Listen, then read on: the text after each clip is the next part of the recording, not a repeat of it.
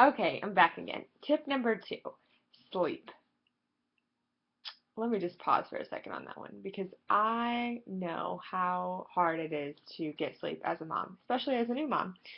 Um, as I said before, I have a 7-month-old baby girl at the time of this video, and her current sleep schedule is getting up at going to bed at around 8:39, getting up at 1. Mind you, I don't go to bed at 9, so that's not all the sleep I get. Should go to bed at 9, but I don't.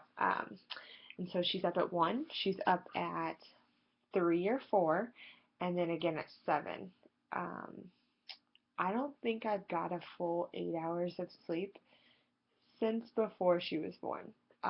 Because when I was pregnant, I was getting up to go potty every hour, 2 hours or so. So let me tell you how exhausting that is. I'm sure you all have had better, worse, or the same scenarios, so you know how hard it is on our bodies to not get enough sleep. Um, I will tell you that not getting enough sleep causes stress on the body.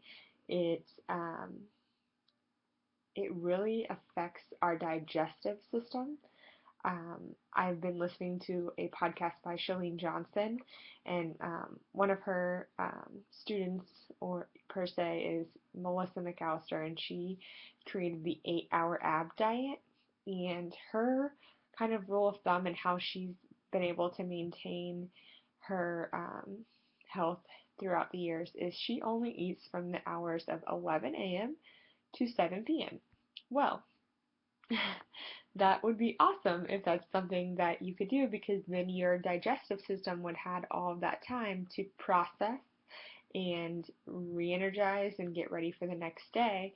But as you know, our sleep deprivation as moms is something that weighs on us, and when we're tired, we make, you know, poor decisions on what to eat, and we snack late at night, or even if we are sleeping and we're just still breastfeeding, then you have to eat more to produce enough milk. And of course, we want to make healthy decisions, but we're not all perfect. I'm definitely not perfect, and I know, I try to do the best I can, but that's all you can ask for from yourself, is do the best that you can at that time, and then always just trying to improve and be a better version of you.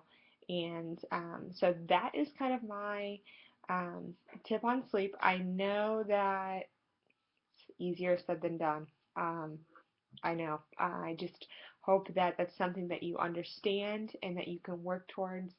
And one thing that I have um, had work for me, and it was more when Ellie was first born.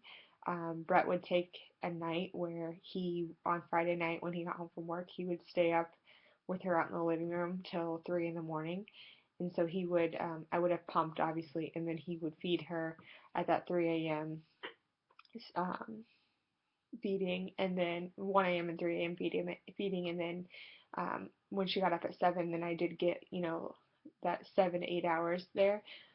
So if that's something that your husband or your boyfriend is willing to do, I definitely, or even your mom, your mom, your friend, whatever, whoever it is, doesn't matter. If they're willing to help you out and just get some sleep and get caught up on some sleep, it will do you so much for your mental capacity. And I think that's so important when it comes to choosing foods and eating healthy. So I hope that helps.